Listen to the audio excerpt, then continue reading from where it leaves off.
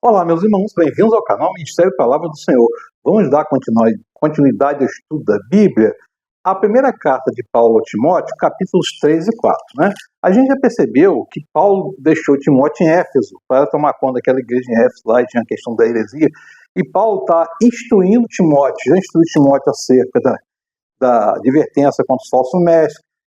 Paulo falou da graça concedida a ele por Jesus. Deu instruções acerca da adoração, e aqui é preciso chamar a atenção. Adoração pode ser até mesmo quando você está lendo a Bíblia. Adoração pode estar, não é só oração, não é só cantar. Sua vida deve ser uma vida de adoração, contemplação, né? Adoração é diferente de barulho, tá? E nós vamos dar continuidade hoje, capítulos 3 e 4, né? Paulo vai continuar exortando Timóteo. Vai falar a respeito dos cargos da igreja, bispos e diáconos, né? Esta afirmação é digna de confiança. Se alguém deseja ser bispo, deseja uma nobre função. É necessário, pois, que o bispo seja irrepreensível, marido de uma só mulher, moderado, sensato, respeitável, hospitaleiro e apto para ensinar. Não deve ser apegado ao vinho nem violento, mas sim, amável, pacífico, não apegado ao dinheiro. Ele deve governar bem sua própria família, tendo seus filhos sujeitos a ele com toda dignidade. Pois se alguém não sabe governar sua própria família, como pode cuidar da igreja de Deus? Interessante. Se você não sabe tratar bem os de casa, como você pode ser líder na igreja? Seu primeiro ministério é em casa, na família. E aí, família é esposa, marido, filhos, filha. Mas tem que saber, família entra pai, mãe, sogro, sogra. Adianta você servir na igreja e não tratar bem a sogra e a sogra, ou pai e mãe? Não adianta, né?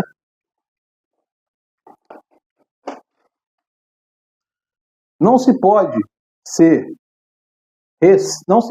pode ser recém-convertido para que não se ensoberbeça, ou seja, não pode ser diácono nem bispo, né? E a gente vê hoje muito aí a questão do ativismo. A pessoa chega na igreja, tem 2 anos de igreja, aí já acha que essa confusão de dons de língua, dons de língua, ou de profecia está na Bíblia. Não se engane, as profecias estão na Bíblia. Ninguém pode fazer profecia a seu respeito.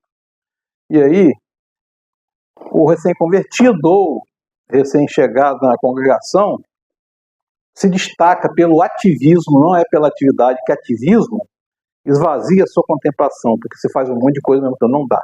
Atividade na igreja é outra coisa. Tá? Ativismo você faz para aparecer, e a atividade é serviço no reino, para a comunidade. Tá? Por isso que orienta, não seja o recém-convertido bispo ou diácono. Tem que passar todo pelo processo, né? E caia na mesma condenação que caiu o diabo, ou seja, o diabo achou que era mais coisa que Jesus, que Deus, né? Também, assim mesmo, ele deve ter boa reputação perante os de fora para que não caia em cilada, em descrédito ou na cilada do diabo. Os diáconos, né? Diácono vem do grego serviçal, ou servo, né? Diaconia, né? Ele que serve. Os diáconos, igualmente, devem ser dignos homens de palavra, não amigos de muito bem, nem lucros desonestos. Deve se apegar ao mistério da fé com consciência limpa. O diácono deve ser marido de uma só mulher, governar bem seus filhos e sua própria casa. Escrevo-lhe essas coisas, embora espere ir em vê-lo em breve.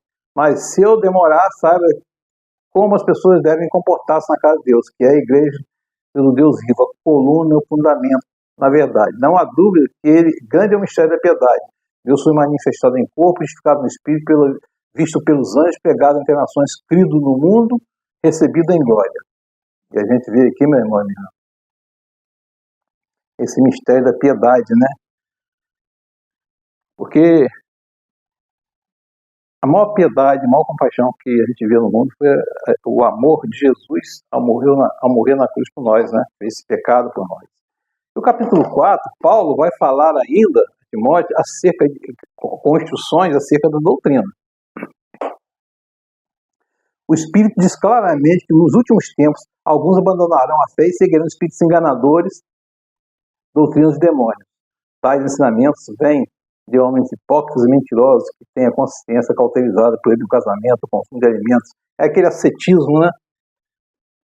Que Deus criou para serem recebidos com ação de graça pelos que creem, conhecem a verdade. Pois tudo que Deus criou é bom e nada deve ser rejeitado, se for recebido com ação de graça, pois é santificado pela palavra de Deus, pela oração. Se você transmitir essas instruções, irmãos, será um bom ministro de Cristo Jesus, nutrido com as verdades da fé e a boa doutrina que tem seguido.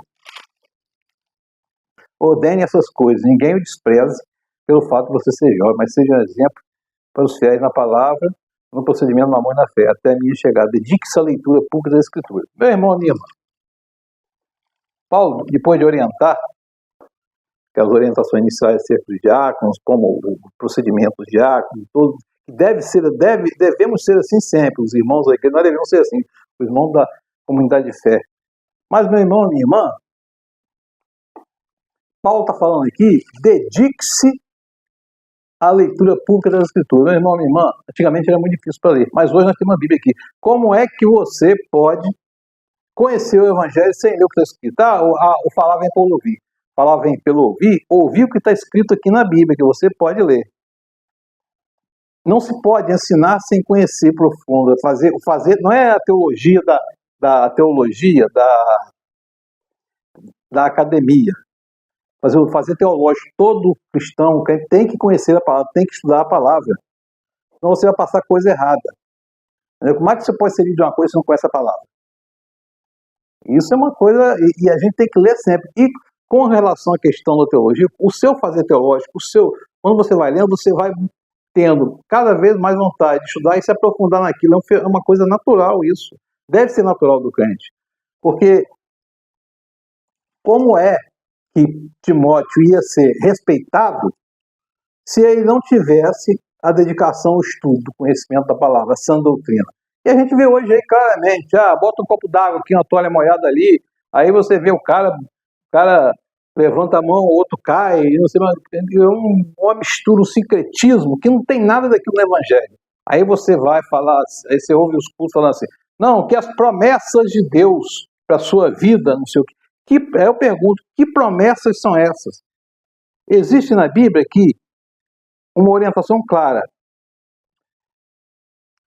que Deus mandou, João 3,16, que deu o Filho unigênito para que todo aquele que nele crê não pereça, mas tenha a vida eterna. Eu sou o caminho, a verdade e a vida. Jesus fala isso, declara isso. Jesus fala isso. Então, o Evangelho diz o que você precisa. A Bíblia toda é um Evangelho. Então, se a gente não se dedicar ao estudo da palavra, como é que vai poder falar para alguém? Aí você fica tomando aquele leitinho rasinho, como diz Paulo lá, aquele leitinho rasinho dado lá pelo líder, pelo pastor, e vivendo aquilo ali de forma automática. E aí, vai criando. É lógico que tem sentimentos aqui que o homem não pode ser fatiado. A questão de andar no Espírito provém daqui. A fé, ela cresce enraizada, não por emoções externas ou por manifestações externas espirituais. As manifestações internas são as que acontecem, são essas que modificam a gente ao ler a palavra. Então, é preciso que a gente entenda. Paulo ainda alerta na carta aos Gálatas a respeito dos falsos evangelhos. Porque eu declaro que você vai ter isso. Não existe nada disso na Bíblia, gente. Não existe nada na Bíblia. Quer ver uma coisa comum, pessoal? Deus escreve certo por linhas tortas. Onde está escrito isso na Bíblia? Não tem escrito. Não tem escrito isso na Bíblia. Então é preciso entender que fora da Bíblia, você não vai achar nada disso. Você tem que entender a palavra, estudar a palavra, entender o que o texto diz, compreender. E aí é uma questão de dedicação, de conhecimento, entender o contexto histórico, geográfico, contexto que hoje tem muitas Bíblias de estudo, facilitam vocês da língua, o que quer dizer, o que não quer dizer. Por exemplo, Paulo botou lá, quando foi lá em Atenas, na Grécia, agnósticos teos, ao Deus desconhecido. Porque Atenas era o que tinha o maior número de deuses lá, de idolatria completa, né? Vocês sabem que esse ao Deus desconhecido ocorreu antes, numa praga que teve lá, que o profeta da época lá, chamado Epimênides, botou lá, todos aqueles dias estavam lá, não resolveram aquela praga. E aí Epimênides botou lá com vários altares escrito ao Deus desconhecido. E a praga, coincidentemente, cessou, né? E Paulo aproveitou aquilo aí, lançou mão desse ao Deus desconhecido. Então, meu irmão, minha irmã, permita-se ser transformado pelo Evangelho, ser confrontado. O Evangelho tem que te trazer confronto e consolo, não conforto. Transformado de mente. Isso é que a gente tem que ser, transformado, entendeu? Por isso é que a gente tem que ler para não ser enganado, meu irmão e minha irmã. Que o Espírito Santo de Deus esteja sobre nós e sobre a nossa vida. Amém.